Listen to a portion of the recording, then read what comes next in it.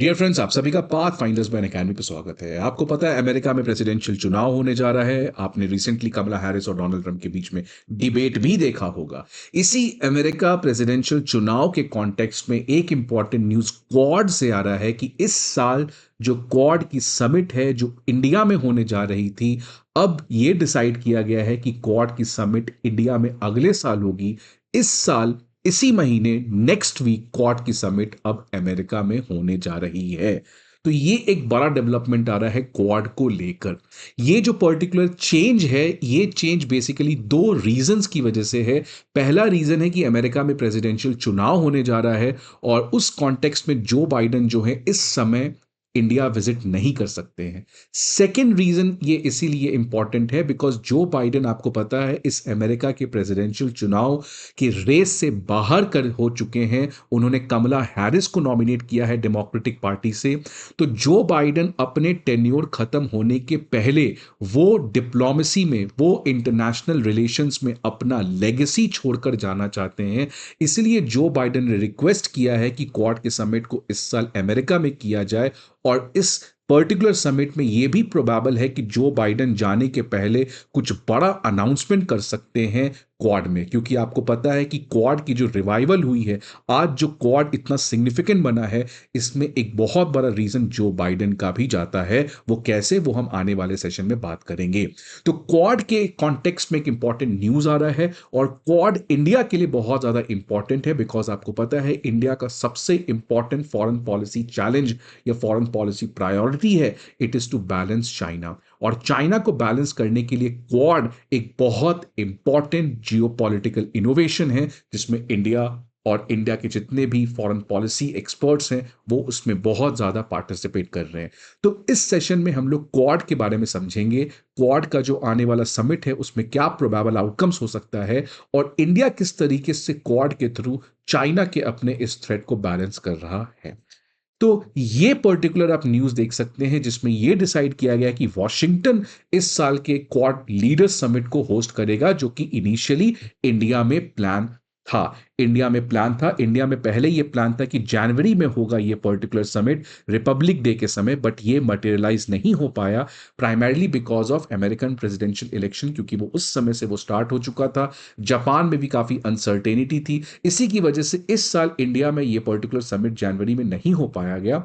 अब फाइनली ये डिसाइड किया गया है कि ये सितंबर में होगा। और ये जो टाइमिंग है ये बहुत क्रिटिकल है बिकॉज आपको पता है कि बाइडन की टेन्योर जो है वो खत्म होने जा रही है। इसीलिए बाइडन ने ये इंश्योर किया कि क्वाड की समिट उनके जाने के पहले सक्सेसफुली हो सके। और क्योंकि वो इंडिया नहीं आ सकते हैं, इसीलिए उन्होंने रिक्वेस्ट किया कि उनके होम स्टेट डेलावेयर में ये पर्टिकुलर क्वाड की समिट यूएस में होगी। आगे बढ़ने के पहले फ्रेंड्स एक इंपॉर्टेंट इंफॉर्मेशन कि अनअकैडमी आईएएस का चौथा ऑफलाइन ब्रांच पटना में स्टार्ट हो चुका है, जहां पे इंग्लिश और हिंदी मीडियम में बैचेस हमारे 27 सितंबर को ऑफलाइन मीडियम में स्टार्ट होने जा रहे हैं।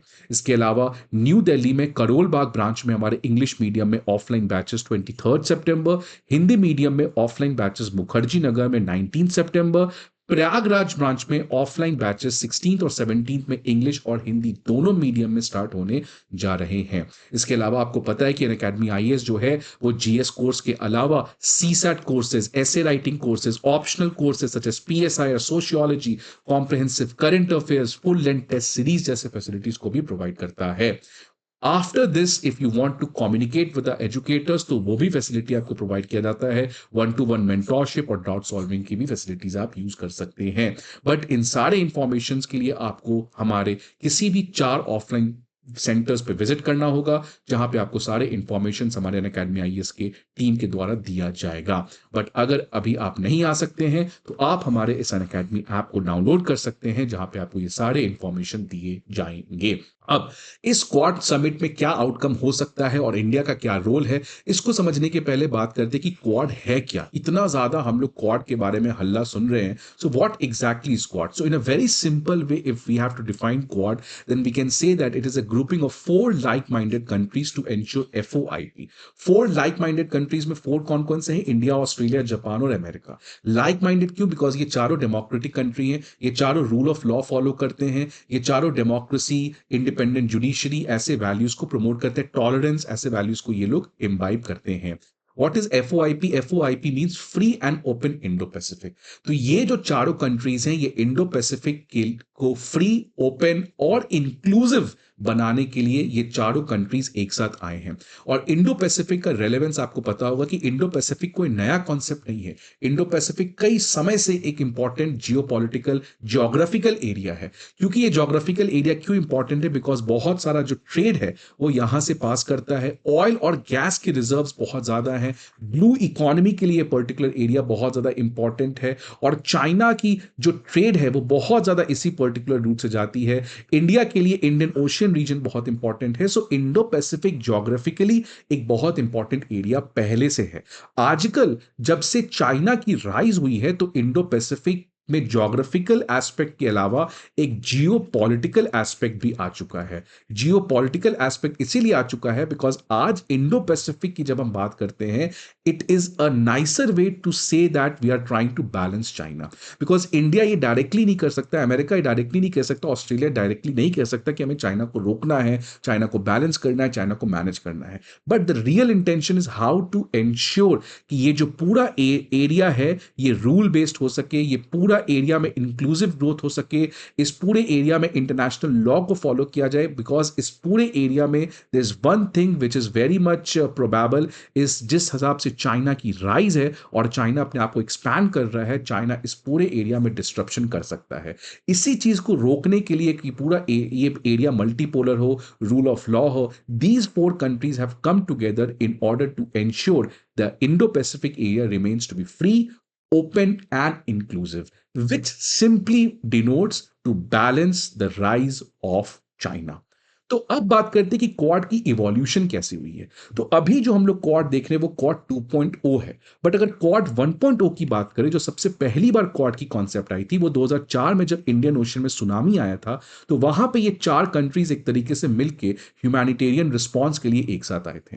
लेकिन सबसे पहली बार जो इंडो पैसिफिक, जिस जो आइडिया की बात करते हैं आज, इस इंडो पैसिफिक में क्वाड एक बहुत बड़ी इंस्टीट्यूशन है। तो इस इंडो पैसिफिक की सबसे पहले कॉन्सेप्ट अगर किसी ने दिया था तो वो 2007 में जापानीज प्राइम मिनिस्टर शिंजो एबे ने दिया था। इंडियन पार्लियामेंट में जब उन्होंने एक स्पीच दिया था, which speech is known as confluence of two seas, की इंडियन ओशन और पैसिफिक ओशन कैसे आपस में जुड़े हुए हैं। अगर इंडियन ओशन में कोई प्रॉब्लम होगा तो पैसिफिक में होगा, पैसिफिक में कोई प्रॉब्लम होगा तो इंडियन ओशन में होगा। So that is why rather than seeing these two oceans in isolation, हमें इन दोनों सी को एक साथ देखना चाहिए। तो जब से इंडो पैसिफिक का ये कॉन्सेप्ट शिंजो एबे ने दिया है, उसके तुरंत बाद क्वाड कंट्रीज का पहला ऑफिशियल मीटिंग होता है 2007 में। सो ये देख सकते हैं ये जो क्वाड 1.0 है ये किस तरीके से इनिशियल डेज में अपने आप को एग्जिस्टेंस में लाया था। बट ये जो एक तरीके से चारों कंट्रीज का एक साथ आना था, ये तुरंत कोलैप्स हो गया। इसके बाद क्वाड जो है वो रिडंडेंट हो गया, ये completely out of the box हो गया। इसके बारे में कोई बात नहीं कर रहा था। क्यों बात नहीं कर रहा था? बिकॉज जापान के जो सबसे इंपॉर्टेंट लीडर थे जो इन चीजों को प्रमोट कर रहे थे, शिंजो एबे 2008 में रिजाइन कर दिए थे, वो प्राइम मिनिस्टर के पोस्ट से हट चुके थे। ऑस्ट्रेलिया जो है और इंडिया जो है उसका चाइना के साथ बहुत बड़ा ट्रेड रिलेशन है। इसलिए ऑस्ट्रेलिया खासकर, क्योंकि ऑस्ट्रेलिया की इकोनॉमी जो थी उस समय चाइना के दम पर चलती थी, इसलिए ऑस्ट्रेलिया जो है वो क्वाड में डायरेक्टली पार्टिसिपेट नहीं करना चाहता था, बिकॉज ऑस्ट्रेलिया चाइना को एनॉय नहीं करना चाहता था। सिमिलरली इंडिया जो है वो भी चाइना को अपीज करना चाहता था, खुश करना चाहता था, इसलिए इंडिया भी चाइना को डायरेक्टली प्रॉब्लम क्रिएट नहीं करना चाहता था। इसलिए इंडिया ऑस्ट्रेलिया अपने मजबूरी से बाहर हो गए, शिंजो एबे रिजाइन कर दिए और अमेरिका का उस समय फोकस अफगानिस्तान और इस पर्टिकुलर एरिया में था।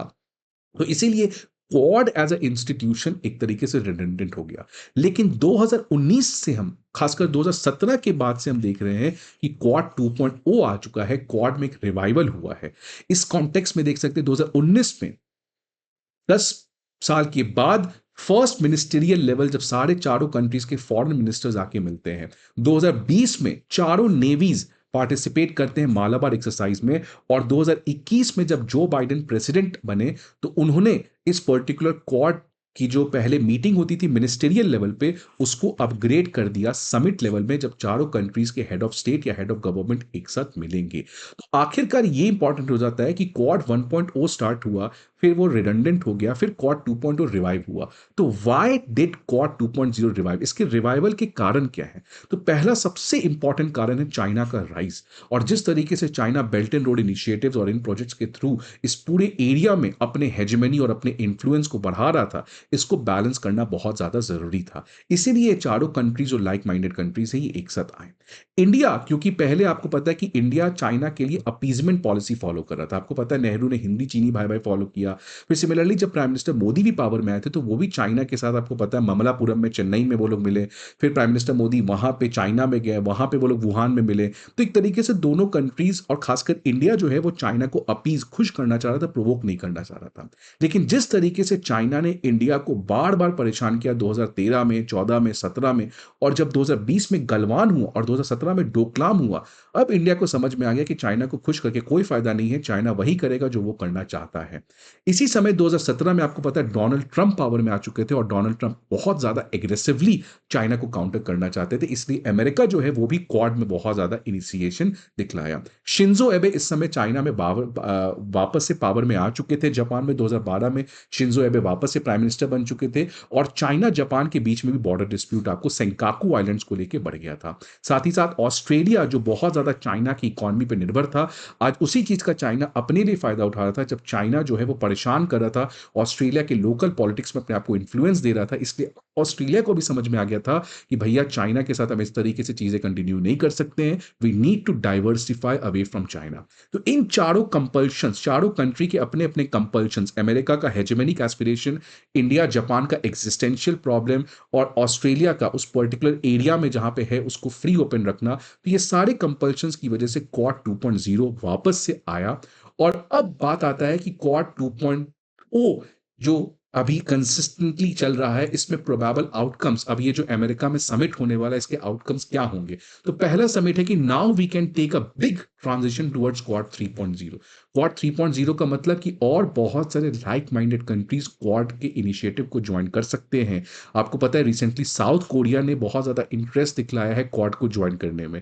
साथ ही साथ आसियान कंट्री में जैसे फिलीपींस जैसा कंट्री हो गया, वो भी क्वाड को ज्वाइन करने की बात कर रहा है। सो आने वाले टाइम में अगर क्वाड एक्सपैंड करता है, और अगर इस पर्टिकुलर समिट में जब बाइडेन जाने वाले हैं, तो हो सकता है बाइडेन कोई बड़ा अनाउंसमेंट कर सकते हैं with respect to the expansion of Quad. दूसरा, क्वाड और ऑकस के बीच में कन्वर्जेंस। आपको पता होगा कि क्वाड जो है वो एक तरीके से चारों कंट्रीज एक साथ आए हैं इंडो पैसिफिक में डेवलपमेंटल नीड्स को इंश्योर करने के लिए। ये इंश्योर करने के लिए कि सारे कंट्री में इकोनॉमिक प्रॉस्पेरिटी हो, कोई कंट्री अगर किसी डिजास्टर से जूझ रहा है तो उनको मदद करने के लिए। लेकिन ऑकस जो है वो भी इंडो पैसिफिक का एक ग्रुप है, लेकिन ऑकस में ये तीन कंट्री हैं, ऑस्ट्रेलिया, यूके और यूएस, और ये तीनों कंट्री एक तरीके से मिलिट्री पार्टनरशिप की है। So Quad is a developmental partnership, AUKUS is a military partnership. ये दोनों के बीच में कन्वर्जेंसेस कैसे किया जाए, इसके बारे में भी बातचीत हो सकती है। Critical emerging technologies like artificial intelligence, biotechnology, robotics, super computer, quantum computers, इन चीजों के बारे में बात हो सकती है। साथ ही साथ इन चारों कंट्रीज का यह मानना है कि इस पूरे एरिया में, इंडो पैसिफिक में, इकोनॉमिक पार्टनरशिप और ह्यूमैनिटेरियन असिस्टेंस को बाकी कंट्रीज में बढ़ाना चाहिए। आपको पता है कि जो इंडो पैसिफिक में बहुत सारे कंट्रीज है, ये छोटे छोटे आइलैंड कंट्रीज हैं, और आज क्लाइमेट चेंज की वजह से उनको अपने डूबने का बहुत खतरा है। वो कंट्री बहुत पावर्टी है, पैंडेमिक के बाद उनका कर्ज बढ़ गया है। तो इन कंट्रीज में कैसे हम मदद पहुंचा सके, सो दैट चाइना जिस तरीके से इस एरिया में अपने आप को एग्रेसिवली बढ़ा रहा है, उसके इन्फ्लुएंस को हम कम कर सके। साथ ही साथ क्वाड तो एक पर्टिकुलर चीज जो इंडिया के लिए बहुत इंपॉर्टेंट इवेंट अगले वीक होने जा रहा है, लेकिन इस साल दो और इंपॉर्टेंट चीज होने जा रहे हैं। एक तो ब्रिक्स समिट है, जहां पे पुतिन ने प्राइम मिनिस्टर मोदी से मिलने का एक्साइटमेंट दिखलाया है, और प्राइम मिनिस्टर मोदी ने कहा है कि वो ब्रिक्स समिट जाएंगे। दूसरी तरफ प्राइम मिनिस्टर मोदी अभी तक ये कंफर्म नहीं किए कि वो एससीओ समिट में जाएंगे कि नहीं जाएंगे। लेकिन एससीओ समिट अभी पाइपलाइन में, ब्रिक्स समिट पाइपलाइन में, क्वाड समिट पाइपलाइन में, बैक टू बैक। तो ये बेसिकली बताता है कि इंडिया की फॉरेन पॉलिसी में एक सबसे इंपॉर्टेंट पिलर है स्ट्रैटेजिक ऑटोनॉमी, कि एक तरफ अगर हम वेस्ट के साथ हैं, तो एक तरफ हम इन ब्लॉक के साथ भी हैं। क्योंकि आपको याद होगा 2017 में जब इंडिया ने क्वाड को वापस से रिवाइव करना शुरू किया, क्वाड की इस ग्रुपिंग को ज्वाइन किया, सेम 2017 में इंडिया ने एससीओ को भी ज्वाइन किया था। तो इंडिया जो है वो दोनों ब्लॉक्स, दोनों वर्ल्ड के पोल्स के बीच में अपना रास्ता, अपने नेशनल इंटरेस्ट को फुलफिल कर रहा है। और ये बताता है कि India is no one's alliance partner, India is one of its own pole, India is standing on its own ground, and India practices the virtue of strategic. अब एक बहुत बड़ा क्रिटिसिज्म क्वाड को लेके है कि खासकर चाइना के द्वारा कि चाइना क्वाड को एशियन नाटो कहता है। वो कहता है कि ये क्वाड वॉड कोई free and open Indo Pacific के लिए नहीं है, इसका एक ही काम है, हमें परेशान करना, एक तरीके का एशियन नाटो है। सिमिलरली चाइना के जो सबसे इंपॉर्टेंट पार्टनर है जिनका रिलेशन नो लिमिट्स पार्टनरशिप में है, रशिया, उनके फॉरेन मिनिस्टर सर्गे लैवरॉव चाइना के जो जूनियर पार्टनर बनते जा रहे हैं दिन पर दिन, इनका भी कहना है कि क्वाड जो है वो एक तरीके से एशियन नाटो के सेंस में इमर्ज कर रहा है। सो चाइना रशिया जो है वो इस क्वाड के आइडिया को रिजेक्ट करते हैं और ये एशियन नाटो से इसको कहते हैं, बट एशियन नाटो है नहीं बिकॉज इसमें कोई भी मिलिट्री पार्टनरशिप दोनों के बीच में है नहीं। अगर बात करें फ्यूचर ऑफ क्वाड, तो एस जयशंकर ने बहुत अच्छे से कहा है कि क्वाड जो है it is here to stay, here to do and here to grow. Because Quad जो है, आप जिस तरीके से कोल्ड वॉर की बात करोगे तो कोल्ड वॉर में द थिएटर वॉज यूरोप और यूरोप में the major institution was NATO. In this emerging cold war the theatre is Indo Pacific and NATO के जो इतने रेलेवेंस है उसको खत्म करेगा एंड द फ्यूचर इंस्टीट्यूशन जो इस कोल्ड वॉर में इंडो पैसिफिक में सबसे बड़ा इंस्टीट्यूशन बनने जा रहा है वो है हमारा क्वाड। इसलिए क्वाड जो है वो था, है और आने वाले टाइम में और रहेगा, बढ़ेगा और बहुत ज्यादा एक्सपैंड करेगा because China is one of the greatest geopolitical threat जिसकी बहुत बड़ी हेजेमनिक एस्पिरेशंस है और वो कंप्लीटली वर्ल्ड ऑर्डर को बदलना चाहता है। सो आई होप आपको इस पर्टिकुलर क्वाड के बारे में सारे नुआंसेस समझ में आए होंगे। आप अपने व्यूज को कमेंट बॉक्स में बताओ कि क्या इंडिया को क्वाड में किसी तरीके के मिलिट्री पार्टनरशिप या क्वाड को एशियन नाटो बना देना चाहिए। आपको क्या लगता है इंडिया के नेशनल इंटरेस्ट को हम किस तरीके से बेटर वे में सर्व कर सकते हैं? So please don't forget to write your answer in the comment box. See you another time in the next video. Till then good bye. Thanks for watching this session. Please like the video and subscribe to our channel. Thank you. An Academy. Let's crack it.